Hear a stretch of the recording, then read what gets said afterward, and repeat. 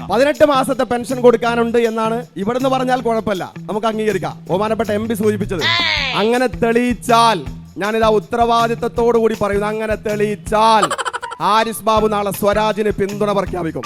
അത്രയ്ക്കൊക്കെ ആവേശം വേണോ ഹാരിസേ? അത്രയും വേണോ ഹാരിസ് ബാബു? അത് ഇത്തിരി കുഴപ്പമാ. 18 മാസക്കാലം പെൻഷൻ കുടിശ്ശിക ബാക്കി വെച്ചാണ് ഭരണത്തിൽ നിന്ന് ഇറങ്ങിയതെന്ന കാര്യമൊക്കെ കോൺഗ്രസിന്റെ യൂത്തന്മാർ എന്തേ മറന്നുവോ? ആരംഭിച്ചു.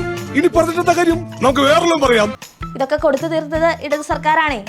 ഉമ്മൻചാണ്ടിയുടെ ഭരണം അവസാനിക്കുന്ന സമയത്ത് 600 രൂപ മാത്രമായിരുന്നു പെൻഷൻ. പിന്നീട് വന്ന LDF സർക്കാർ അത് 9 വർഷം കൊണ്ട് 1600 രൂപ ആക്കിയായിരുന്നേ. 2021 പിണറായി സർക്കാരിന് ലഭിച്ച ചരിത്ര തുടർഭരണം എന്ന നേട്ടത്തിന്റെ പ്രധാന കാരണങ്ങളിൽ സർക്കാരിന്റെ ക്ഷേമ പ്രവർത്തനങ്ങളായിരുന്നു മുഖ്യ ഘടകവും. എന്നിട്ടാ ആ മുഖത്തോട്ടൊന്ന് സൂക്ഷിച്ചു നോക്കിയേ. ആവേശമൂത്ത് പറഞ്ഞും പോയി സ്വരാജിനെ സപ്പോർട്ട് ചെയ്യേണ്ടി വരുമോ എന്ന നല്ല ആശങ്ക ആ മുഖത്ത് കാണാനില്ലേ? ദൈവമേ, മൂർഖനെയാണല്ലോ ചവിട്ടിയത്. അതെ, ഇതിന്റെ വ്യക്തവും കൃത്യമായ ഡാറ്റകൾ പബ്ലിക് ഡൊമൈൻ ഉണ്ട് മിസ്റ്റർ.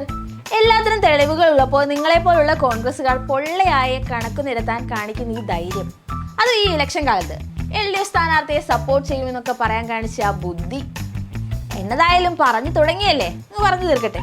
ഇവിടുത്തെ സ്ഥാനാർത്ഥി സ്വരാജ് അന്നത്തെ ധനകാര്യമന്ത്രിയോട് ചോദ്യം ചോദിച്ച് ആ ചോദ്യത്തിന് ഉത്തരമായിട്ടാണ് അന്ന് അദ്ദേഹം 6 മാസത്തെ പെൻഷൻ കൊടുക്കാനുണ്ട് എന്ന് പറഞ്ഞത് മാത്രമല്ല പറയുന്നത്. എന്നിട്ട് ആ പണം നമ്മളന്ന് വകമാറ്റി വെച്ചു, പോസ്റ്റ് ഓഫീസ് വഴി കൊടുക്കാൻ തീരുമാനിച്ചു.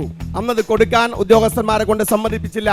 ഇടതുപക്ഷം വന്ന ഉടനെ ആ പണം കൊടുത്തു. ഞാൻ ചോദിക്കട്ടെ, വന്ന ഉടനെ കൊടുക്കാൻ പണം ഇടതുപക്ഷത്തിന് എവിടുന്ന?